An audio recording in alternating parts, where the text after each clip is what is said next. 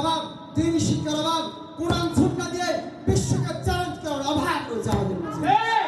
পার্শ্ববর্তী দেশ ভারত থেকে শুরু করে চেচনিয়া, বসনিয়া, গুজরাট, মায়ানমার, ফিলিস্তিন, Kashmir, Arakan, Iraq, Libya, Tunisia সহ বিশ্বের চতুর্দিকে আজ মুসলিম উম্মাহ নির্যাতিত, নিপীড়িত, নিষ্পেষ। আমরা এই নির্যাতন থেকে পরিত্রাণ পেতে চাই, বাঁচতে চাই। আমাদের একমাত্র উপায় হলো, একমাত্র ওয়ে হলো আমাদের ঐক্যবদ্ধ হয়ে আন্দোলন। এই পর্যায়ে আমাদের বক্তব্য দেওয়ার জন্য মঞ্চে রেখে নিচ্ছে আমাদের তৃতীয় প্রতিযোগী বন্ধু ভাই মোহাম্মদ জাহিদুল ইসলাম।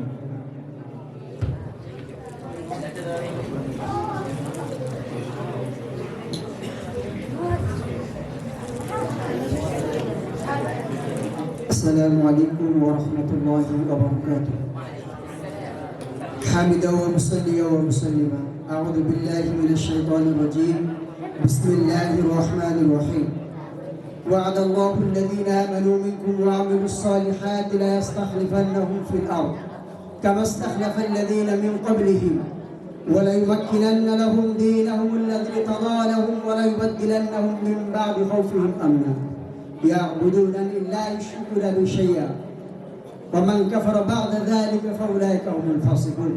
وقال رسول الله صلى الله عليه وسلم إذا تركتم الجهاد فسلط الله عليكم الذلة أو كما قال عليه الصلاة والسلام.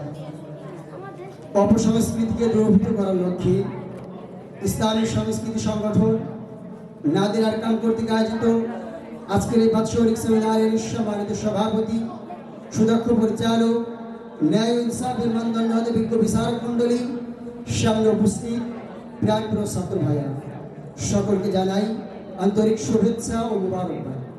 প্রিয় উপস্থিতি, আজকে আলোচনার বিষয় হচ্ছে নির্যাতিত মুসলিম বিশ্ব উত্তরণের উপায়। আলোচনার সুবিধার্থে আমি আমার বিষয়কে 3টি পয়েন্টে ভাগ করেছি। নাম্বার 1, নির্যাতিত কোথায় হচ্ছে। নাম্বার 2, কেন হচ্ছে। নাম্বার 3, এর থেকে উত্তরণের উপায় কি। নাম্বার 1, পয়েন্ট নাম্বার 1, নির্যাতিত কোথায় হচ্ছে। আজ বিশ্বের বুকে এমন কোনো জায়গা বাকি নেই, এমন কোনো জমিন বাকি নেই যেখানে মুসলিম উম্মাহ নির্যাতিত, নিপীড়িত নয়। এমন কোনো জমিন বাকি নেই যেখানে মুসলিম উম্মাহ রক্ত ঝরার প্রবণতা ক্রমেই বাড়ছে না। প্রিয় উপস্থিতি, পার্শ্ববর্তী দেশ ভারত থেকে শুরু করে চেচনিয়া, বসনিয়া, গুজরাট, মায়ানমার, ফিলিস্তিন, Kashmir, Arakan, Iraq, Libya, Tunisia সহ বিশ্বের চতুর্দিকে আজ মুসলিম উম্মাহ নির্যাতিত, নিপীড়িত, নিষ্পেষিত।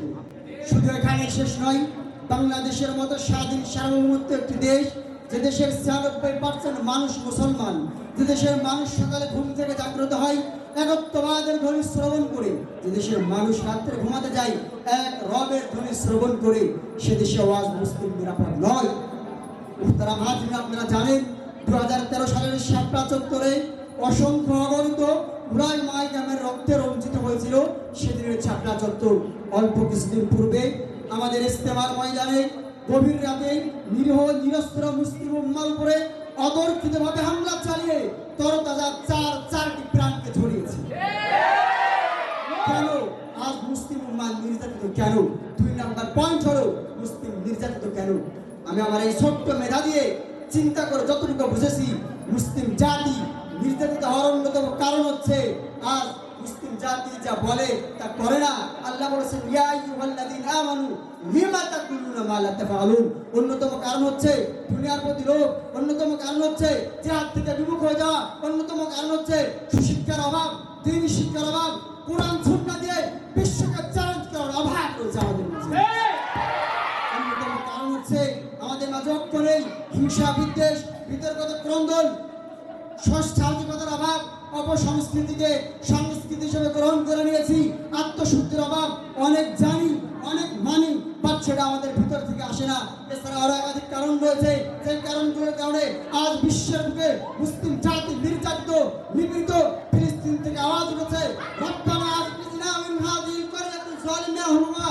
তিউনিসিয়া থেকে আওয়াজ উঠেছে রব্বানা আখরিজনা মিন হাযিহিল ক্বরিয়াতিল যালিমা আহলুহা।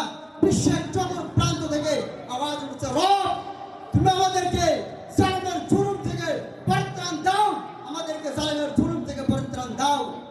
হাজিরিন, 3 নাম্বার পয়েন্ট ছিল এর থেকে উত্তরণের উপায় কি। মুসলমান নির্যাতিত, এর থেকে আমরা বাঁচবো কিভাবে? আল্লাহ তাআলা পবিত্র কোরআনে সূরা নূরের মধ্যে ইরশাদ করে দিয়েছেন, ওয়া'দাল্লাহুল্লাযীনা আমানু মিনকুম ওয়া আমিলুস সালিহাত লায়াস্তাখলিফান্নাহুম ফিল আরদ কামা ইসতাখলাফাল্লাযীনা মিন ক্বাবলিহিম ওয়া লা ইউমাক্কিনান্না লাহুম দীনাহুম আল্লাযী ইরতাদা লাহুম ওয়া লা ইউবাদদিলান্নাহুম মিন বা'দি খাউফিহিম আমনা। আল্লাহ তাআলা বলেছেন, আল্লাহ তাআলা ওয়াদা দিয়েছেন, তোমাদের মধ্যে যে মানুষগুলো এক রবের প্রতি ঈমান করেছে, সে নেক কাজ করেছে, আমি রব প্রতিশ্রুতি দিচ্ছি তাদেরকে আমি নেতৃত্ব দেব। কামা ইসতাখলাফাল্লাযীনা মিন ক্বাবলিহিম, যেমন আমি নেতৃত্ব দিয়েছিলাম তোমাদের পূর্ববর্তীদেরকে, ওয়ালা ইউমাক্কিনান্না লাহুম দীনাহুম আল্লাযী ইরতাদা লাহুম ওয়া লা ইউবাদদিলান্নাহুম মিন বা'দি খাউফিহিম আমনা। আল্লাহ তাআলা বলেছেন, আমি তোমাদের জন্য যে দিনকে প্রতিষ্ঠিত করেছি সেটাকে তোমাদের জন্য মনোনীত করব। ওয়ালা ইউবাদদিলান্নাহুম মিন বা'দি খাউফিহিম আমনা, এবং তোমাদের ভয় ভীতিকে আমি রব নিরাপত্তায় পরিণত করব। ইয়াবুদুনানি লা ইউশরিকুনা বি শাইআ, তবে তোমরা আমার ইবাদত করবে, লা ইউশরিকুনা বি শাইআ, আমার সঙ্গে কাউকে শরীক করবে না। প্রিয় উপস্থিতি, যদি আমরা এই নির্যাতন থেকে পরিত্রাণ পেতে চাই, বাঁচতে চাই, আমাদের একমাত্র উপায় হলো, একমাত্র ওয়ে হলো আমাদের ঐক্যবদ্ধ হয়ে অন্তরের মাঝে থাকা হিংসা বিদ্বেষ ভুলে গিয়ে এক নবীর উম্মত হিসাবে যদি আমরা ঐক্যবদ্ধ হতে পারি, একতাবদ্ধ হতে পারি, সেদিন না শুধু নয়, সেদিন বিজয় মুসলিম উম্মত লড়াই